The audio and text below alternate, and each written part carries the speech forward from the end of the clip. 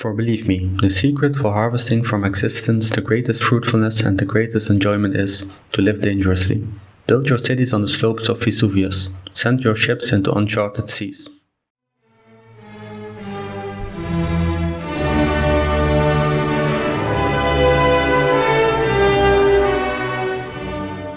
Hello everyone, welcome to my YouTube channel. In this video I will be discussing an interesting but also quite a complicated idea of Nietzsche.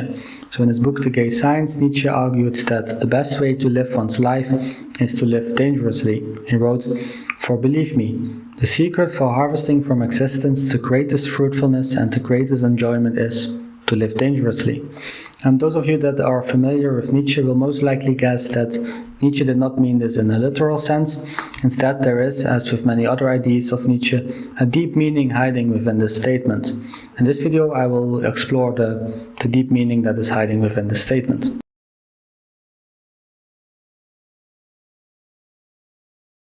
So before we can begin to dissect this idea of Nietzsche, we must first have a look at the general outlook which Nietzsche had towards our existence here on Earth. An important aspect of Nietzsche's philosophy in this regard, which returns through to several of Nietzsche's other works, is Nietzsche's belief that the world is void of any universal laws or any sort of supreme meaning. He wrote, "Let us beware of saying that there are laws in nature. There are only necessities. There's nobody who commands, nobody who obeys, nobody who trespasses." Similarly, according to Nietzsche, since there is no purpose, there are also no accidents. The one cannot exist without the other. He wrote, "Once you know that there are no purposes, you also know that there is no accident. For it is only beside the world of purposes that the word accident has meaning." At the same time, however, Nietzsche argued that man is unique among all the other animals because man has to fulfill one special desire, which the other animals do not require to fulfill. Man has to know the reason behind his existence. Nietzsche wrote, "Gradually man has become a fantastic animal that has to fulfill one more condition of existence than any other animal. Man has to believe, to know from time to time why he exists. This results in a complicated problem where man requires a reason and purpose, no reason and purpose exists, and as a result man has to invent a purpose or reason by himself."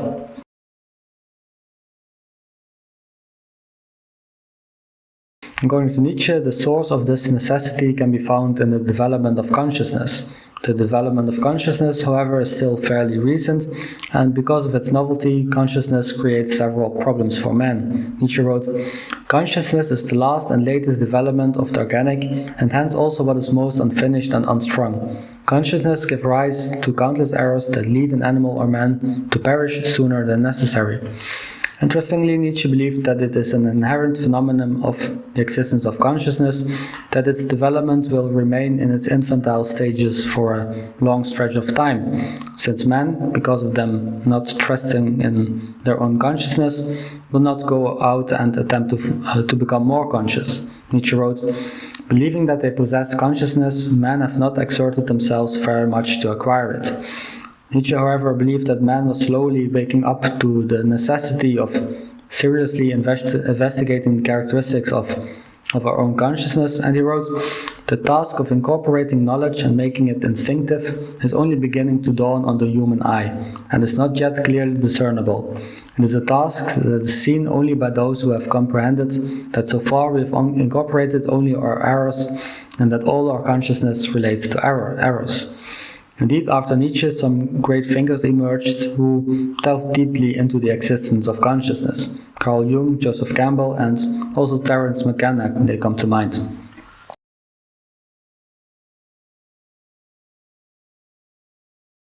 Another important idea of Nietzsche, which defined his outlook towards our existence on Earth, is his idea of the death of God.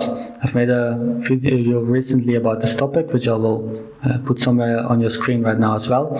In short, Nietzsche believed that man had killed God by no longer believing in him, and thereby man have lost an important source of certainty and the reason behind their existence. In relation to this, Nietzsche observed that man, lacking purpose, is always focusing on the future, where he is certain an answer will reveal itself to him. However, as Nietzsche indicated, death is the only thing that awaits in the future. He wrote, and all and every one of them supposes that the heretofore was little or nothing, while the near future is everything. And that is the reason for all of this haste, this clamor, this out-shouting and overreaching each other.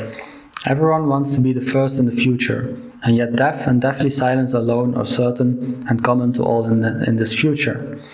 Nietzsche, however, was happy that man did not continually contemplate their inevitable death, and Nietzsche even wanted to take it a step further. Besides man not continually thinking about death, he wanted them to continually think about life. He wrote, "It makes me happy that men do not want at all to think the thought of death. I should like very much to do something that would make the thought of life even 100 times more appealing to them," which is exactly what Nietzsche does by proclaiming that one should live dangerously.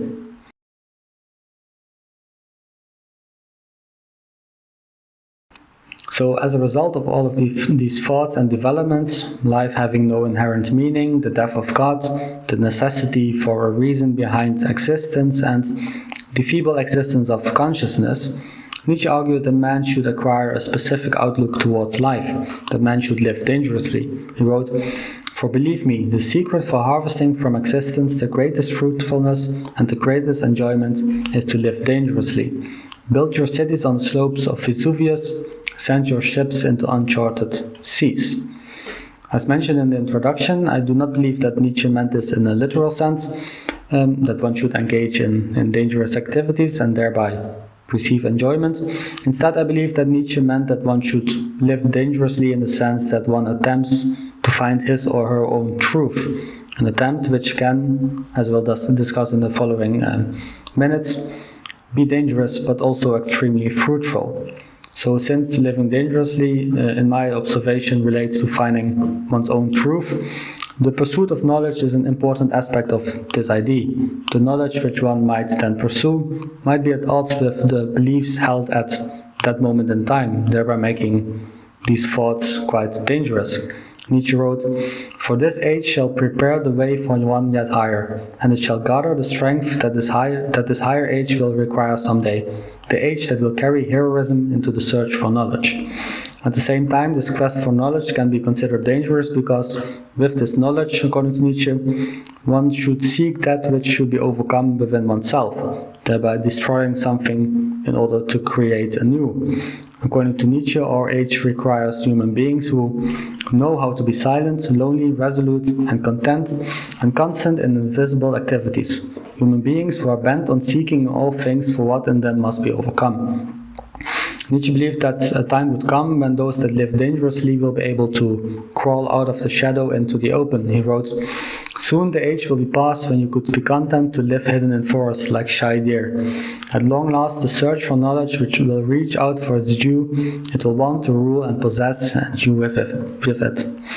Living dangerously appears to be a significant sacrifice because he or she who does will not resist deconstructing everything for the sake of knowledge. Nietzsche wrote, "You will never pray again, never adore again, never again rest in endless trust. You do not permit yourselves to stop before any ultimate wisdom, ultimate goodness, ultimate power, while unharnessing your thoughts. Moreover, all hope for peace and tranquility will be given up." Nietzsche wrote, "No resting place is open any longer to your heart, where it only needs to find and no longer to seek. You resist any ultimate peace. You will the eternal recurrence of war and peace." Nietzsche observed, however, that when one would decide to live like this, higher levels of existence might be within reach, which would make the sacrifice actually worth it. Nietzsche wrote, "There is a lake that one day ceased to permit itself to flow off. It formed a dam where it had hitherto flown off. And ever since this lake is rising higher and higher. Perhaps this very renunciation will also lend us the strength needed to bear this renunciation. Perhaps man will rise ever higher as soon as he ceases to flow out into a god."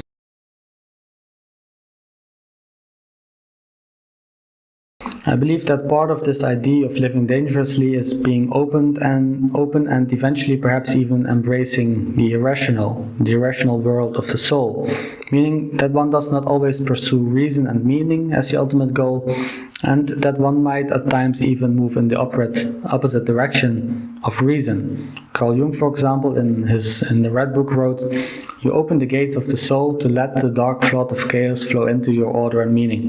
If you marry the order to the chaos, you produce the divine child, the supreme meaning beyond meaning and meaninglessness." Thereby, this idea of Nietzsche can be related to the ideas of Carl Jung as well. Opening the gates to chaos can be seen as dangerous because this chaos might be overwhelming.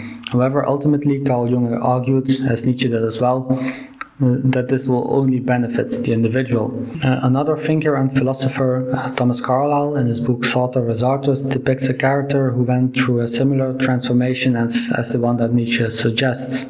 Carlyle describes the transformation of the character Teufelsdruk, whose life was characterized by an everlasting no towards life, until he wondered why he was so afraid of living the way that he wanted to, and decided to protest against the beliefs which he had held up until that point. So Thomas Carlyle wrote, "Thus had the everlasting no peeled authoritatively through all the recesses of my being, of my me. And then it was that my whole me stood up in native God-created majesty and with an emphasis regarded its protest. This protest, as argued by Thomas Carlyle, is one of the most important events of life." He wrote, "Such a protest, the most important transaction in life, may that same indignation and defiance, in a psychological point of view, be fitly called." I believe that this is a similar protest as Nietzsche's idea of living dangerously.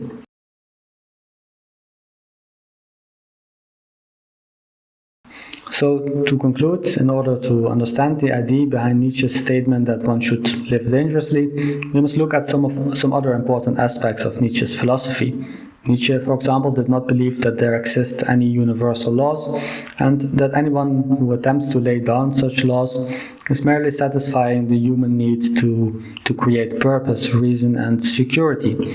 And this is an endless struggle which might result in a false sense of peace and tranquility.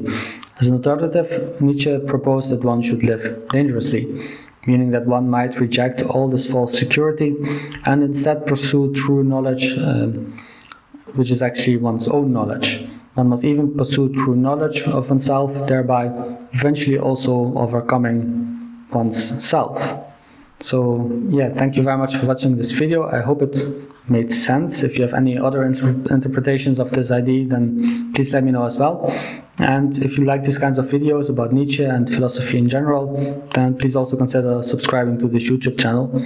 I try to make a new video at least once a week. So thank you very much, and I hope to see you in the next video.